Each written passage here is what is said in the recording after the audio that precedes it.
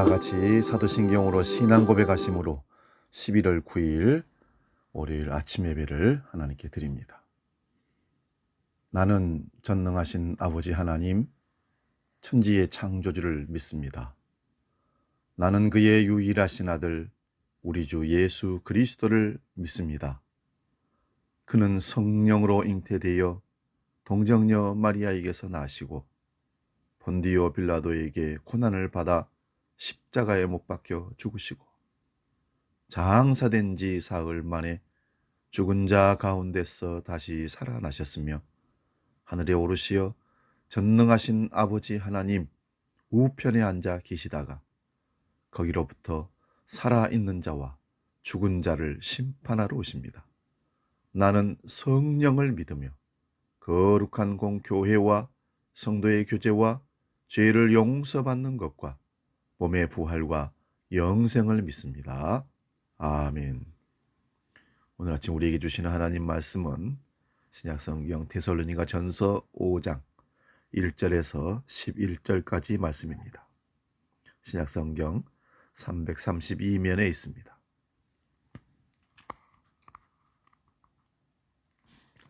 이 말씀 봉독할 때에 살아계신 주님의 음성을 들으시기 바랍니다. 데살로니가 전서 5장 1절에서 11절입니다. 봉독합니다. 형제들아, 때와 시기에 관하여는 너희에게 쓸 것이 없음은 주의 날이 밤에 도둑같이 이를 줄을 너희 자신이 자세히 알기 때문이라. 그들이 평안하다 안전하다 할 그 때에 임산한 여자에게 해산의 고통이 이름과 같이 멸망이 갑자기 그들에게 이르리니 결코 피하지 못하리라. 형제들아, 너희는 어둠에 있지 아니하매 그 날이 도둑같이 너희에게 임하지 못하리니 너희는 다 빛의 아들들이요 낮의 아들이라. 우리가 밤이나 어둠에 속하지 아니하냐니 그러므로 우리는 다른 이들과 같이 자지 말고 오직 깨어 정신을 차릴지니라. 자는 자들은 밤에 자고 취하는 자들은 밤에 취하되 우리는 낮에 속하였으니 정신을 차리고 믿음과 사랑에 호심경을 붙이고 구원의 소망의 투구를 쓰자.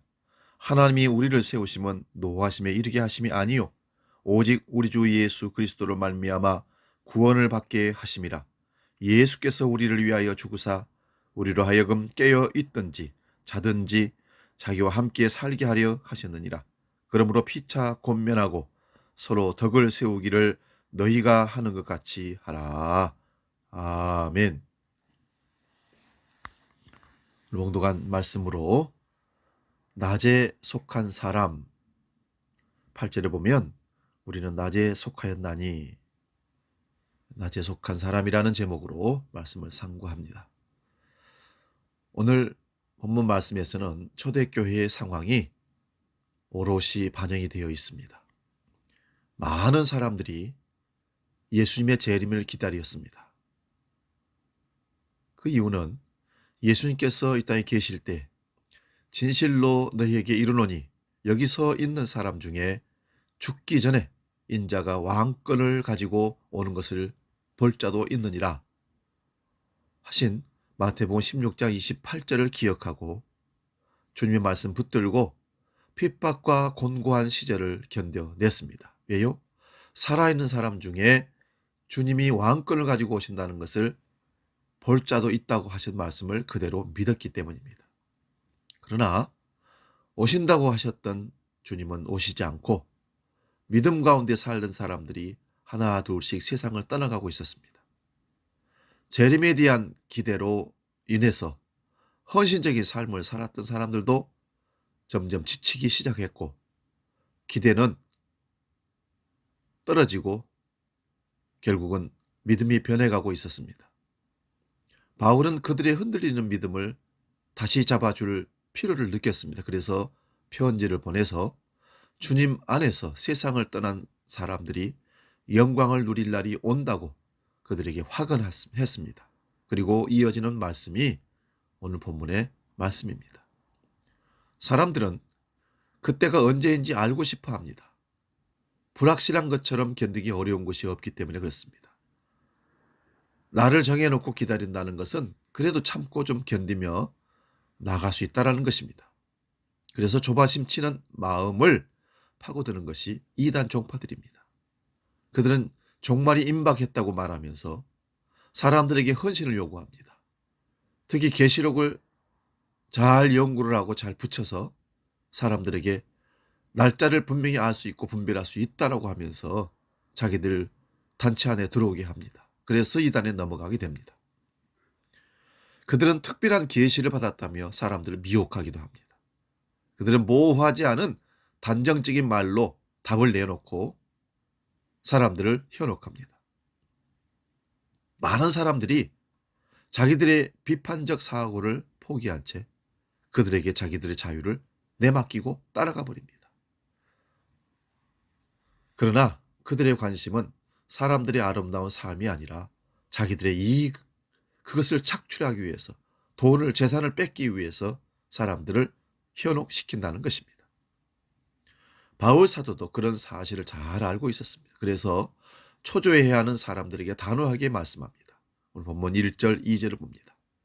형제들아, 때와 시기에 관하여는 너에게 쓸 것이 없음은 주의 날이 밤에 도둑같이 이를 줄을 너희 자신이 자세히 알기 때문이라.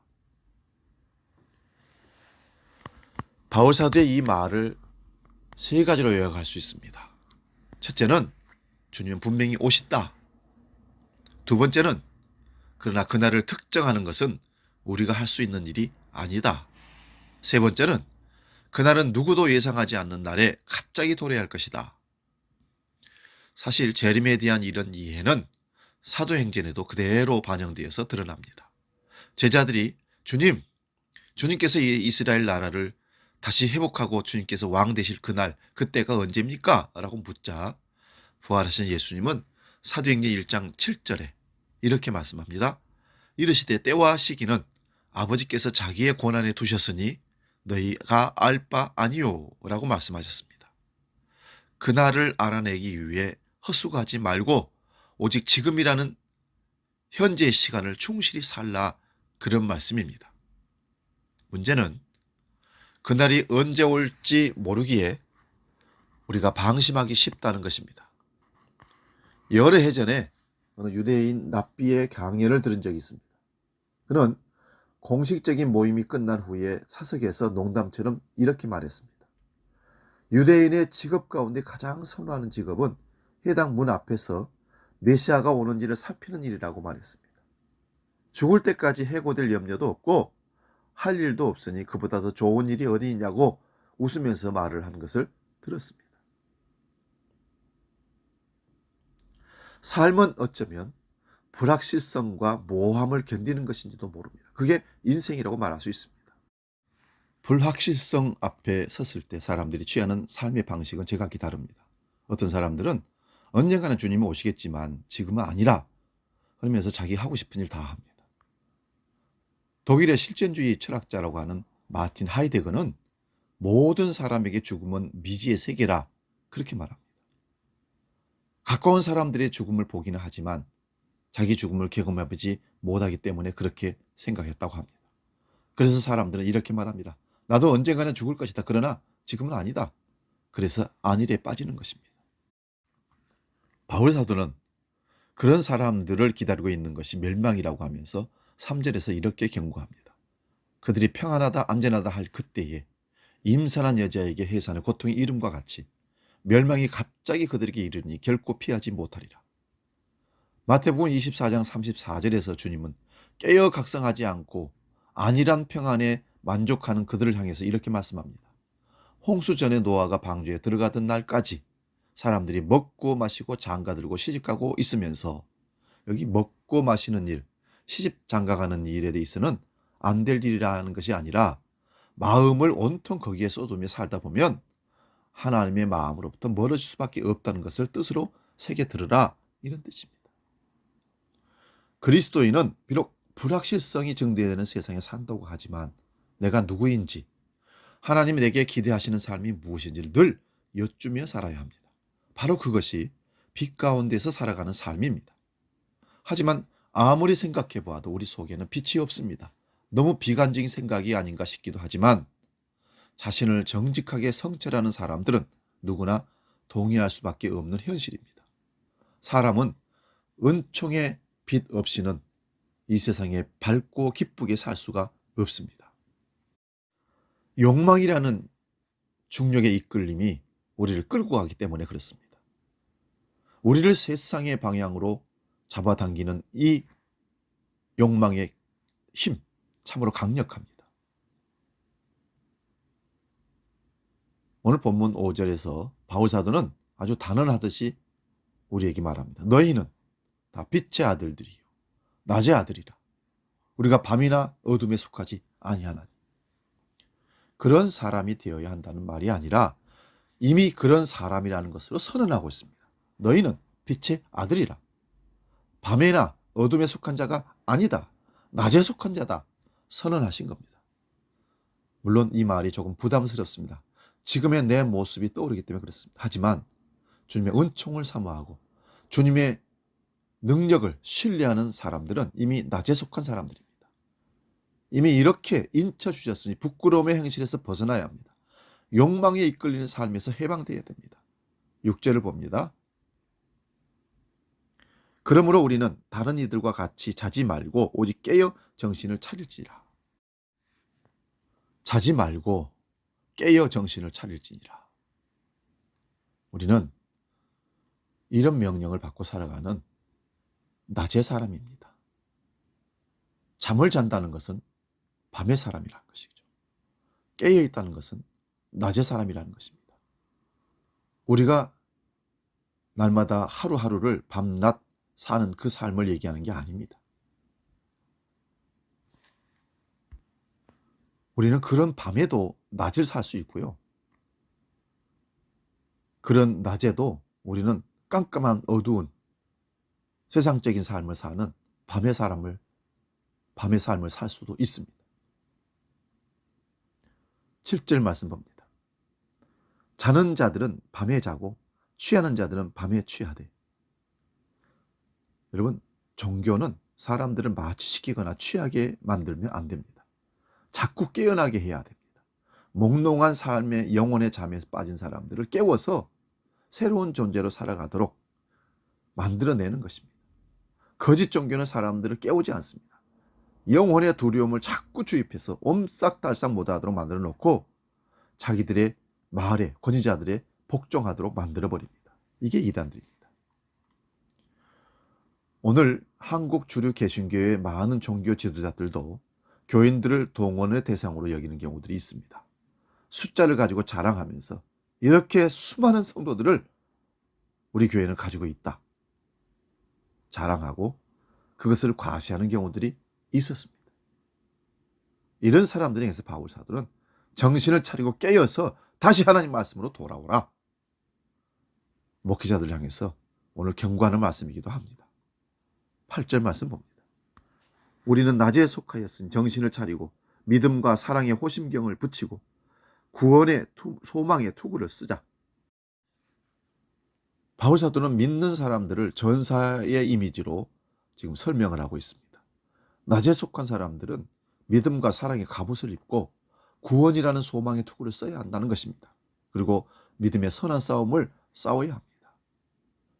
교회에 출입하면서 믿음의 자리에 서지 못한 사람들이 많습니다. 사랑의 용기를 내지 못하는 사람들도 많습니다. 하지만 우리는 땅에 속한 사람이 아니라 하늘에 속한 사람입니다. 땅의 현실을 외면하는 말은 그런 말이 아닙니다. 오히려 우리가 살고 있는 이 땅에 하늘을 끌어들이는 사람이 되어야 됩니다. 천국을 이루어가는 삶을 살아야 됩니다. 불화의 땅에, 싸움의 땅에 평화의 씨를 심고 반생명 문화가 번져가는 세상에 생명의 세상을, 불꽃을 이렇게 세우는 사람들이 그리스도인들이어야 합니다. 예수 믿는 성도들이어야 한다는 것입니다. 가끔은 힘에 부치기도 합니다. 내 한 몸 간수하기도 어려운데 세상을 책임지란 말입니까? 그런 절망감이 밀려올 때도 있습니다. 그때 이 말씀을 떠올리십시오. 9절입니다. 하나님이 우리를 세우심은 노하심에 이르게 하심이 아니요 오직 우리 주 예수 그리스도를 말미암아 구원을 받게 하심이라. 잊지 마시기 바랍니다. 우리는 구원받은 사람입니다. 맨날 메시아 구원받았냐고 묻는 사람들이 있지만 이단들, 구원파들, 그래서 그 시간을 특정하지 못한다는 이유로 마치 구원이 확신이 없는 것처럼 취급받을 때가 있지만 속지 마십시오. 우리는 주님의 사랑 안에 살고 있으니 낮의 사람이고 구원받은 사람들입니다. 주님의 꿈을 가슴에 품고 살고 있으니 두려워할 필요가 없습니다. 구원받은 사람들은 이제 어떻게 살아야 합니까? 싸우고 질투하고 미워하는 세상에 서로 격려해주고 서로 덕을 세우며 사랑을 베풀고 나누는 삶을 살아야 됩니다. 지금 우리 옆에 있는 사람들을 존중하고 아끼면서 함께 하나님 나라를 이루어가기 위해 협력해야 합니다. 악한 세상 풍조에 맞서서 거룩한 성도로 치열하게 살아내야 됩니다. 바로 그것이 낮에 속한 사람입니다. 기도하겠습니다. 하나님 아버지, 혼탁한 시대를 살아가는 우리들에게 오늘 주님은 말씀하십니다. 너희는 낮에 속한 사람이라. 어둠의 일을 행하지 말고 빛의 사랑의 갑옷을 입고 영적인 싸움을 싸우라 말씀합니다. 주님을 기다리는 간절한 사모한 마음을 갖고 주님이 살았던 삶을 이 땅에 살아내면서 천국의 시민답게 낮에 속한 사람답게 날마다 힘있고 용기 있게 이웃을 사랑하고 그리스도의 평화를 이 땅에 펼치는 복음의 전도자로 살 수 있도록 우리를 이끌어 주옵소서. 오늘도 연약한 우리들이 고백하며 출발합니다. 하루를 살면서도 이 말씀으로 당당하게 영적인 싸움에서 오늘도 승리하는 복된 삶이 되도록 이끌어 주시옵소서. 이제는 우리 주 예수 그리스도의 은혜와 아버지의 놀라우신 사랑과 성령 하나님의 지키시고 보호하시고 인도하시는 크신 역사가 낮에 속한 사람으로 살기로 영적인 전투에 승리하기로 결단하는 아침 예배 모든 성도들 머리 위에 지금부터 영원히 함께 계시기를 간절히 축원하옵나이다. 아멘.